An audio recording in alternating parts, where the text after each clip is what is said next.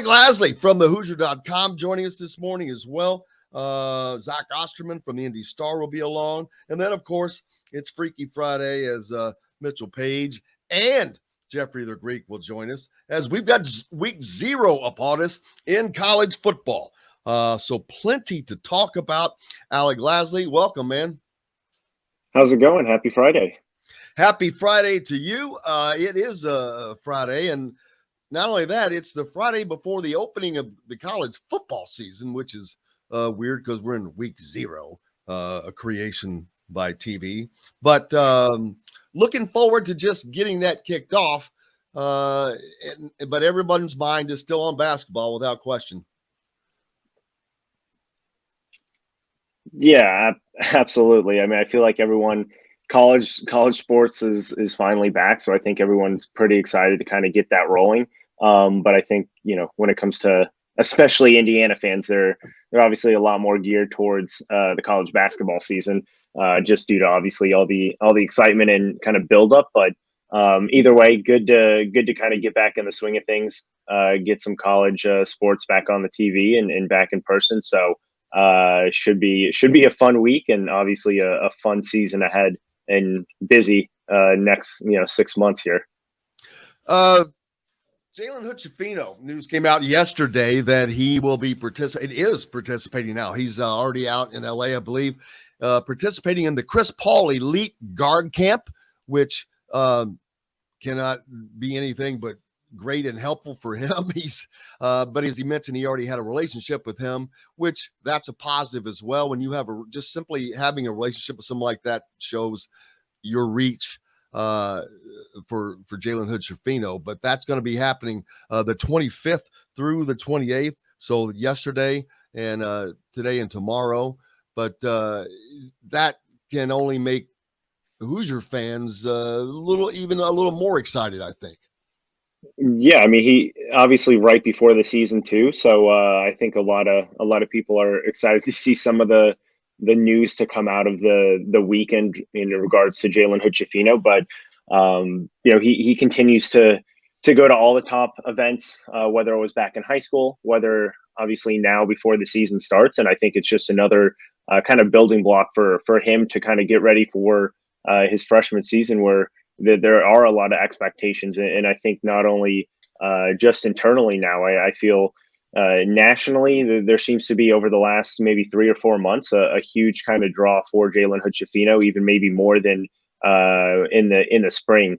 And I think that just shows the testament to Jalen Hood-Schifino for obviously continuing to work, but just what he's been able to do when he's been kind of under the bright lights, obviously, whether it be any sort of all-star game, any sort of camp, in the high school season, or even after the high school season and winning a national championship and being able to play in some of those other events, not only showing he belongs in that top crop of players in the class, but shows that he's definitely in the upper half, if not the even the upper third there of all the top 20, 25, 30 players in the country. And just shows that he's ready to compete. I think a lot of people obviously around the Indiana program already knew that, but I feel like it's starting just to come out a little bit more nationally, just what an impact he should make and is expected to make for Indiana this season. Yeah, and a lot of us had already expected him to be a starter on this team, and that obviously does not change. That this only emboldens that theory, but also not just a starter. Indiana has to be better. They can't just come out and put the guys on the floor that were there last year and the guys that they've added.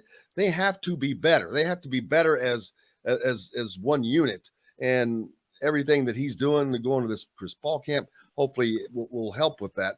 But the other guys have to be better too. The guys that are coming back, Trace Jackson Davis has to be better. It starts and ends with Trace Jackson Davis. First of all, he has to improve.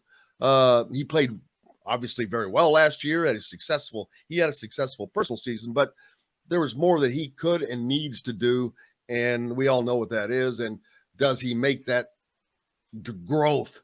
And I think that is going to be dependent on Indiana's growth is dependent upon that as well, because while they will have other pieces that have added, they still need a little bit more from him, I think. Yeah, and I'm still a little bit hesitant to believe that Trace Jackson Davis is obviously going to find a consistent jump shot here this summer. We've talked about it pretty much ever since he put his name out there that he was going to at least go through the draft process of exactly what he needed to do, obviously in order to reach the next step and in order to take his game to the next level, was obviously to get the jump shot, whether it be a consistent jump shot or whether it just be consistently taking those open looks that he's had in the past and kind of creating a little bit more spatial awareness there on the offensive end, and not just so much sticking to pick and roll and on the block. I think at the end of the day, I don't see that happening a great amount. I think the bigger question is going to be how effective is Race Thompson at doing that, because we already saw last year the ability for him to at least hit the three at somewhat of a higher clip than what he did the year before, and obviously throughout his career, where he really has not been any sort of threat to even shoot the ball from the outside. But I think he really started to develop at least some sort of confidence of being able to make the three ball, and if he's able to do that, even at a 33% level from three, it just opens up a lot more for Indiana. And I think it opens up a lot more for Trace Jackson Davis because of that. But obviously, Trace Jackson Davis needs to continue to take whatever step forward he can at the college level, and I think a lot of that is still at the end of the day going to be dependent on how consistent Xavier Johnson is. And then if Race Thompson is going to be able to open up the floor a little bit more, because I just don't know how effective Trace Jackson Davis is going to be shooting the ball from 15 to 17 feet at a consistent level. Obviously, I expect him to make a few more and at least take a few more than last year, but he's going to be a low post player. He's going to be catch the ball at the high post and take someone off of the dribble, but he's still going to live within the 13 to 15 feet that he has for most of his college career. Yeah, I agree with you. I expect no difference. And truthfully, I don't know.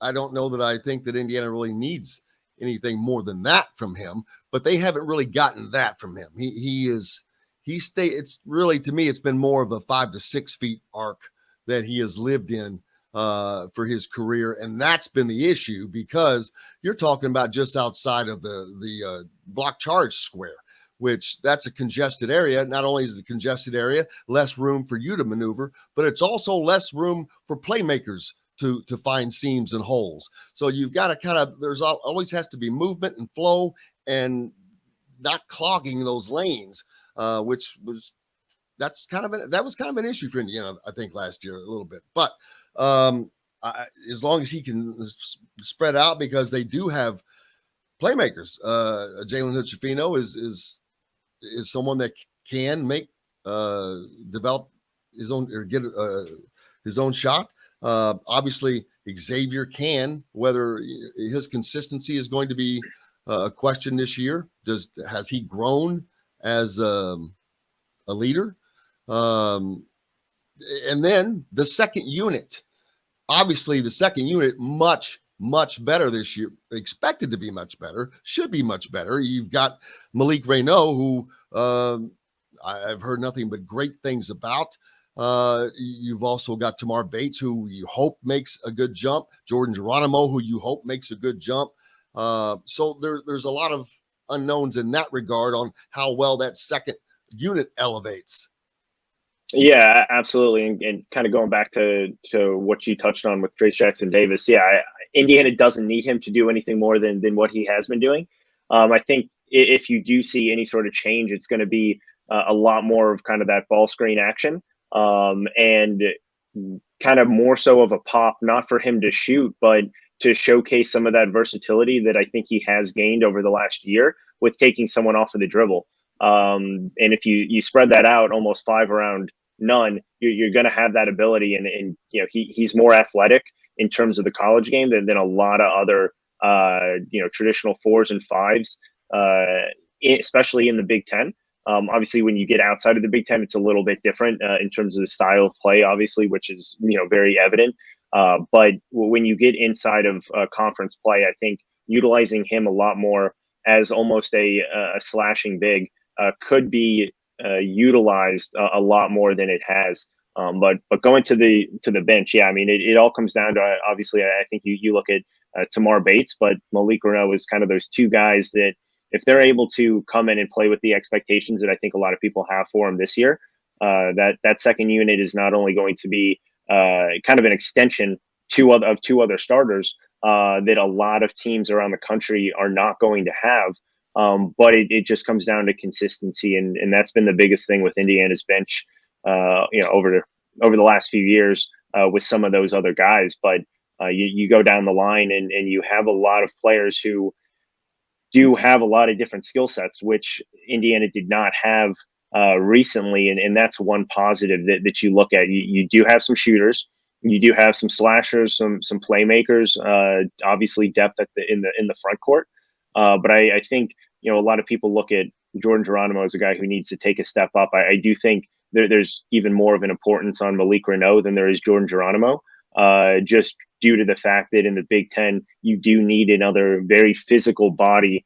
Obviously, Geronimo has the athletic ability that a lot of Big Ten players don't have at this point, but you still need a big body who can play in the low post and not give up a ton of weight, ton of size. And I think that's where Malik Reneau comes in, especially if Trace Jackson Davis or Race Thompson get in foul trouble of some sort.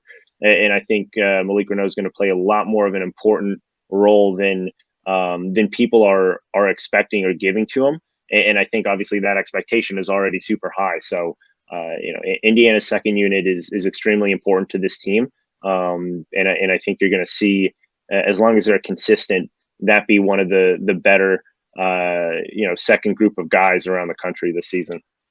Well, certainly could make a gigantic difference for Indiana and what they are trying to do, and that's going to be much needed because if Coach Woody continues to substitute in the manner in which he did last year in mass, that would make a big difference.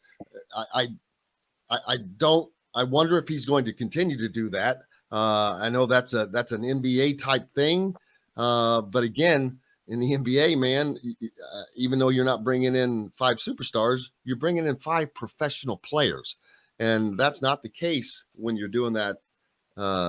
When he was doing that last year, that was not the case. But obviously, the talent level will be much better. But I still, in mass, I hope that I would like to not see that if Indiana wants to be more successful last year. I think that was one of the reasons. There was too many times when that happened that you saw a great drop in not just production, but defense. You'd see gains lost in that area, but this would be a stronger second unit. But you'd sure like to see it a little bit more mixture. Yeah, and I think a large part of that was just due to the extremely inconsistent play of that bench unit last year. And, coming from the NBA, where a lot of coaches like to have situational lineups and players play obviously very key and specific roles at specific times in games. That's what Mike Woodson tried to do last year. Obviously, with that second unit not being very consistent and just not very deep come kind of middle of Big Ten play, there just wasn't a lot of options for Mike Woodson. It was very kind of static almost in terms of you knew who was coming in at what time, and you knew kind of what that finishing lineup was going to be. And obviously, you still need that finishing lineup, but you do need some sort of versatility when it comes to lineup dispersion, and I think you'll get that a lot more this year, just due to the fact that I think Mike Woodson knows a lot more about the returning players. The returning players know a lot more about kind of what they need to do to be on the floor. But just the overall skill set of this team and the talent on the team is just a lot better. And I think the IQ of the team is a lot higher. And that goes a long way in putting some of these players in very situational lineups and situational roles that he's still going to utilize, even if it is bringing in a CJ Gunn for 2 minutes at the end of the half, or 2 possessions at the end of the half, or whatever it may be, and that being the only kind of time that person sees the floor. You will see that utilized, because Mike Woodson's not going to go away from that, I don't think. Then it's just up to obviously the consistency of that player and that rotation, which again, if you have more talent and more and higher IQ, is going to be better because of that.